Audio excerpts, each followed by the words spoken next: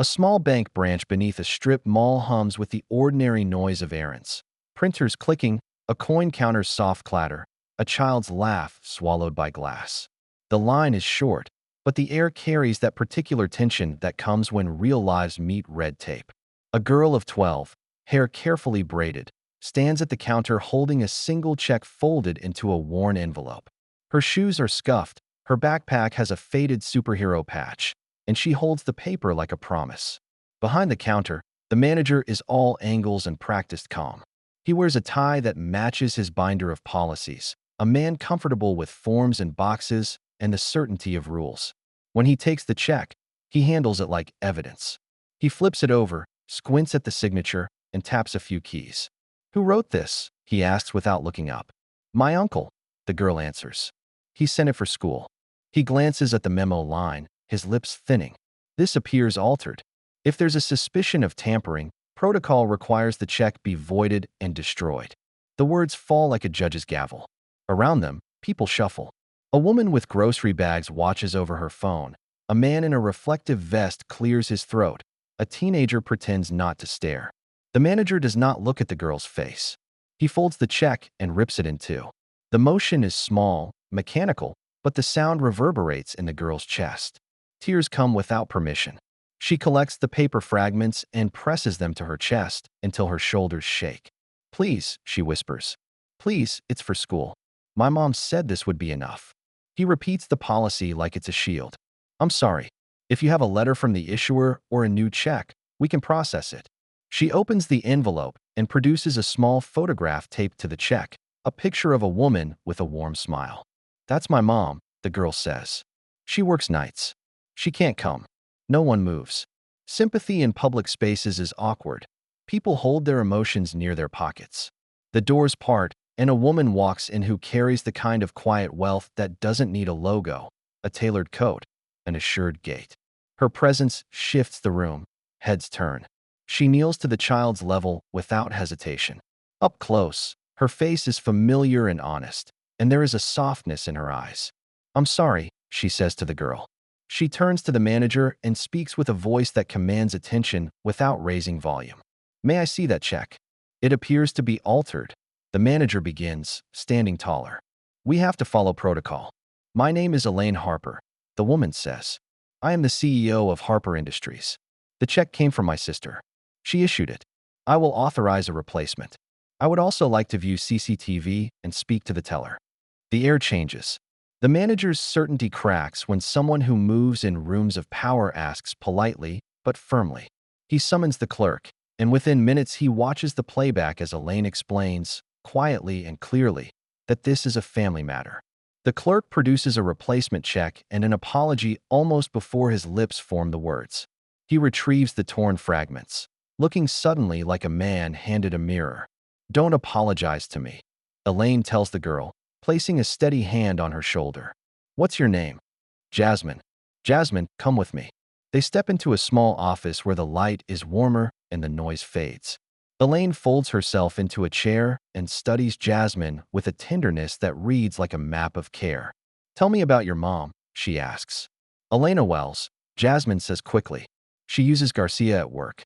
She didn't want people to know. She said she was keeping us safe." Elaine closes her eyes briefly. "Elena was my sister," she says. "We grew up together. If this is her daughter, I want to help." Later, at a nearby cafe, Elaine listens as Jasmine speaks about school, friends, and a wish to learn piano. Elaine makes a few calls from the corner table, the kind of calls that rearrange immediate logistics. By the end of the afternoon, there are plans, tuition handled, a piano teacher recommended, a meeting set up with the school's guidance counselor. When Elaine calls Elena, the conversation is tangled. Elena is guarded, wrapped in the kind of distrust that comes from being small in a big world.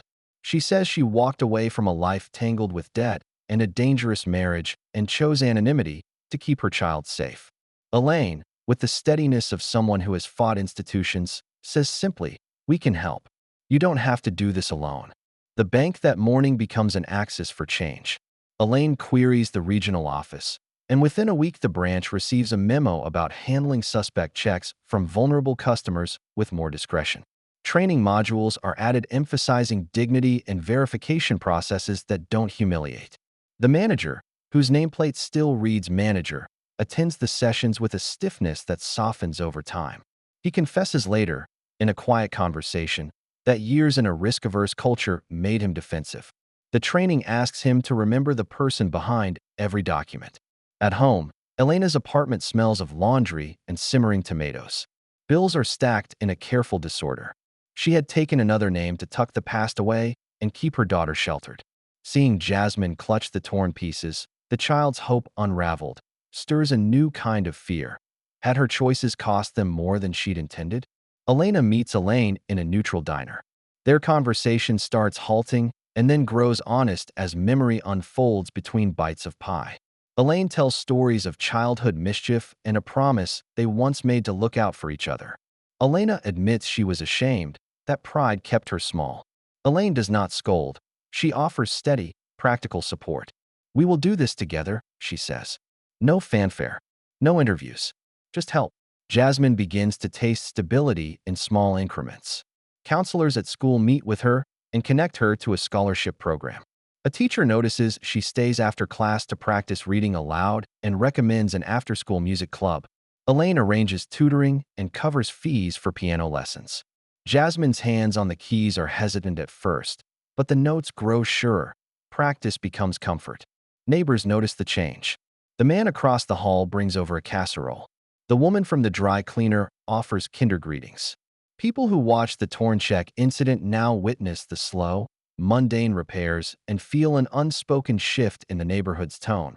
When someone with means acts with discretion and compassion, the ripple travels further than a headline. Elaine insists on privacy because she knows what pity can feel like. Her help is administered like medicine in small doses.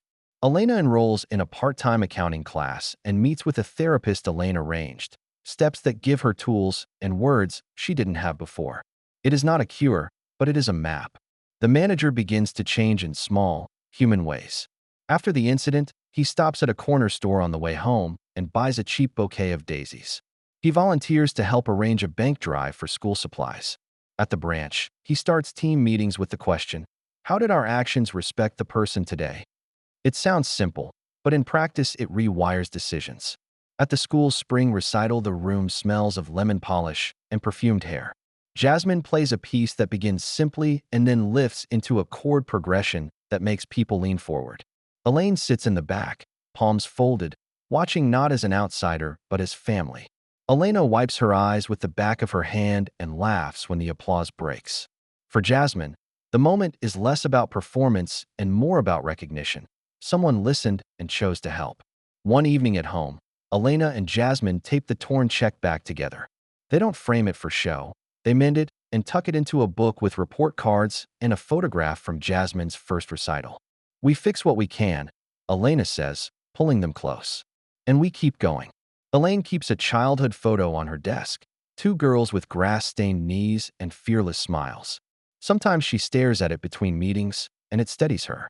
"We promised to look out for each other," she said to Elena when they reunited, and those words became a tether, not a rebuke. The neighborhood slowly shifts. A local coffee shop starts a bulletin board for scholarships and community notices. The school counselor forms a parent group to share resources. A teacher writes a short piece in the newsletter about community responsibility, highlighting how a private gesture helped a family regain footing without spectacle. The bank posts a modest sign, "We value your trust." Ordinary things like that become scaffolding for a safer life. When someone later asks Elaine why she intervened, she replies simply, "I recognized my sister's hand in that check, but more importantly, I recognized a child." We all deserve to be seen. No single act erases the past, but in a series of small, careful moves, apologies, policy changes, piano lessons, honest conversation, lives shift. The torn paper, once a symbol of dismissal, becomes a quiet marker. The day a girl holding torn paper was seen, and the people around her chose to stitch rather than step away. In a city that often rewards the loudest claim, this is a quieter victory, but it changes the shape of their days.